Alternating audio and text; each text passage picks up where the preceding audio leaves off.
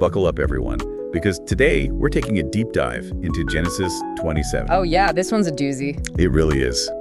Talk about family drama. It's got it all, sibling rivalry, stolen blessings. It's like a biblical soap opera. Right. So we're with Isaac, Rebekah, and their twin sons, Esau and Jacob. And Isaac's getting up there in years. Old. And nearing the end. ready to give his blessing to his eldest son, Esau. Which, back then that was huge. Not just some nice words. It was like It determined your inheritance. your leadership in the family. Basically your whole future. Right. Exactly. So this blessing, it's a really big deal. Absolutely. And it wasn't just about the material stuff either. There was a spiritual side to it, too. Oh, yeah, definitely. It was tied to their understanding of God's covenant. Oh, wow. The promises passed down through the generations. So it's like carrying on the legacy of faith. Exactly. And that's what makes Rebekah's actions so interesting. Because she wants Jacob to get the blessing. Right. She overhears Isaac's plan and decides to, basically. Yeah. But, wouldn't that go against everything they believed in? You'd think so. Because birth order was everything. It was. But sometimes, Personal desires clash with tradition. Exactly. And Rebekah really believed that Jacob was the one who deserved the blessing. Even though he was the younger twin. Yep. It's all about her conviction that God's favor is on Jacob. Wow. So it's more than just sibling rivalry. Oh, way more.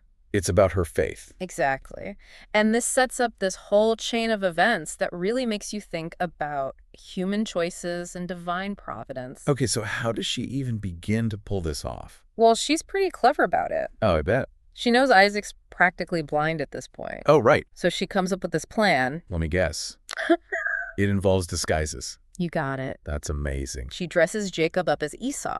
Oh, wow. Uses goat skins to make him feel hairy like Esau. Oh, so she knows Isaac's going to be feeling for that hair. Exactly. So smart. And she even makes Isaac's favorite meal.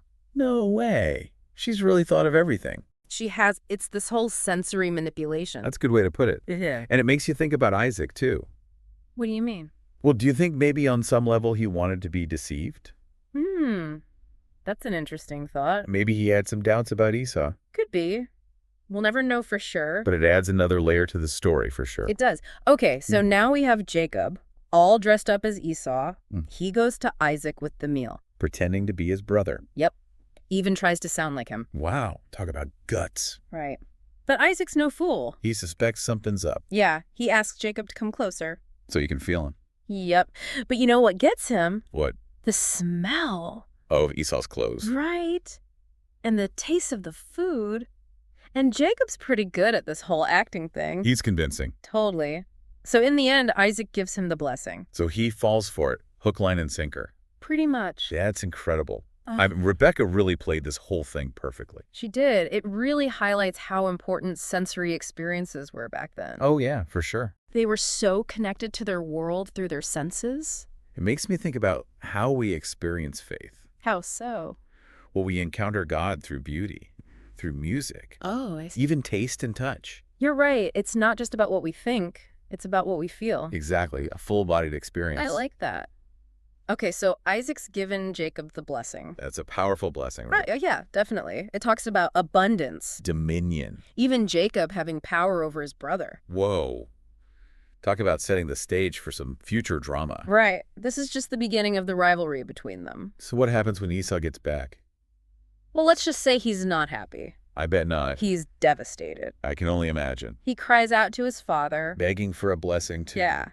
But Isaac says he can't take back what he's already given to Jacob. Oh, man. So what does he do? He gives Esau a second blessing. A second blessing. Yeah. But it's not nearly as impressive as Jacob. Oh, wow. So it's like a consolation prize? Pretty much. It talks about Esau living by his sword. And serving his brother. But there's also a hint that one day he'll break free from that. Ooh. Interesting. So that sets up even more tension between them. Definitely. And this rivalry, it's going to echo through their descendants for generations. Wow. So this one incident has huge repercussions. It really does. It makes you think about the power of words. And the impact they can have. For sure. So where does this leave Jacob? Good question. Well, Rebekah's worried about Esau's reaction. Understandably. So she tells Jacob to run away. To her brother Laban in Haran. Exactly. Wow. So even though he just got this amazing blessing, he's on the run. It's ironic, isn't it? Yeah. It's like he's running from his past, but also towards something new. And that journey to Haran, it's going to change him in ways he can't even imagine. Oh, this is already more drama than I can handle. But wait, there's so much more to come in Jacob's story. This deep dive has been amazing. We've covered so much ground. I know, right? And we've only just scratched the surface. It makes you think about the choices we make and how they can ripple out and affect everything. It really does. And how God can work through even the messiest situations. That's the beauty of it. I can't wait to see what happens next in Jacob's journey. Me neither. So Jacob's off to Haran to escape his brother's wrath, Yeah. It's like he's running from his past. but also running toward his future. Right.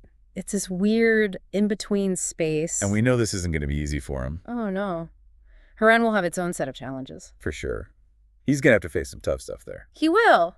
But it's through those challenges that he'll grow. And learn more about himself. And about God. It makes me think about the theme of exile and return. Ooh, yeah. That's a good one. It comes up so much in the Bible. It does, like Adam and Eve being exiled from the garden. Right. It's this idea of separation from God. And the longing to return to him. So you're saying Jacob's story, it's like a mini version of that. In a way, yeah.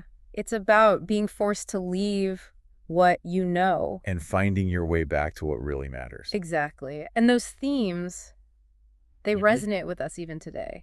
Because we've all experienced loss and longing in our own lives. We have. We've all felt that sense of searching for something more. So going back to Genesis 27, Okay, there's one thing I keep thinking about. what's that? Rebekah's role in all of this. Ah, yes. The mastermind behind the whole scheme. Right. I mean, she's strong, I'm determined. not afraid to take action. But were her actions justified? That's the question. Tough one. It's like this classic example of, Good intentions gone wrong. yeah, because she did it out of love for Jacob. But it caused so much pain in her family. It's a good reminder that our choices, even the ones made with good intentions, They can have unintended consequences. each time. And sometimes those consequences, they hurt the people we love the most It's true. It makes you really stop and think about the decisions you make. and how they might affect others. Definitely. Okay, so we've talked about the deception, the exile. Blessings and the curses. What else is there? Well, before we wrap up this deep dive, Yeah. I think we need to talk about the lasting impact of this chapter. Oh, I agree. It sets the stage for so much that comes after. Exactly. What happens here, it echoes through the generations For sure. It shapes the destinies of both Jacob and Esau's descendants. and their rivalry. It doesn't just end here. Nope. It continues to play out through their kids and their grandkids. It's like this family feud that just keeps going. And it reminds us that unresolved conflict, it can have a ripple effect. Absolutely. It can impact families for generations. But it also raises questions about God's role in all of this. Like, why allow this to happen in the first place? Right. If God had chosen Jacob, why all the drama? Why not just make it happen smoothly? It's a mystery. Some say God works through human choices. Even the messy ones. Yeah, to accomplish his purposes. Others say it's about free will. God giving us the freedom to choose, even when it leads to bad stuff. There are no easy answers. Nope. But wrestling with these questions, it helps us understand God better. His character, his ways. Genesis 27, it's full of these tough questions. It challenges us to think critically about our faith. And to dig deeper into the mysteries of God's plan. I love that this has been such a thought-provoking conversation. Me too. Yeah. And we've only just scratched the surface. There's so much more to unpack here. And so much to connect to our own lives. Well, we've spent this whole deep dive trying to make sense of Genesis 27. That's a tough one. It really is. There's so much to unpack. Deception, family drama, questions about faith. It really gets you thinking. It does. So as we wrap up, Yeah. what are some takeaways from this story? What can we learn from all this ancient drama? Well, I think one big takeaway is the importance of honesty. Oh, yeah, for sure. Because look what happened with Rebekah and Jacob. Their deception caused a lot of pain. It did.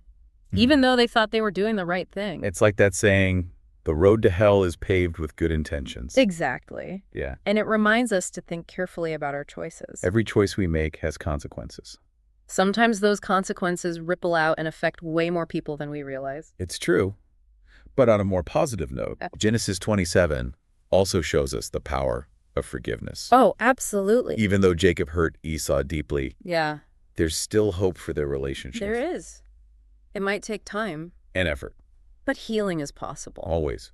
And forgiveness. Yeah, It's not just about the other person, it's about us letting go of the hurt and anger. so we can move forward. And speaking of moving forward, Yeah. There's another important takeaway here. What's that? Even though we see so much human failure in this story, Right. God's plan is still unfolding. It is. Despite all the messiness. That's pretty amazing. It is. Think about it, Jacob. He gets the blessing even though he didn't deserve it. Yeah. But he becomes the father of the 12 tribes of Israel. And from his line comes Jesus. The Messiah. It shows us that God can work through anything. Even our mistakes. And our bad decisions. His grace is bigger than our flaws. So to our listeners out there, Yeah. we want to leave you with this question. What echoes of Genesis 27 do you see in your own life? Maybe it's a reminder to be honest in your relationships. Or to seek forgiveness? Or maybe it's just a reminder that even when things are messy, God is still working. He has a plan. and he can use even the most difficult situations for good. Thanks for joining us on this deep dive into Genesis 27. We hope you've learned something new. And that you'll keep exploring these ancient stories. Because they still have so much to teach us today. They really do.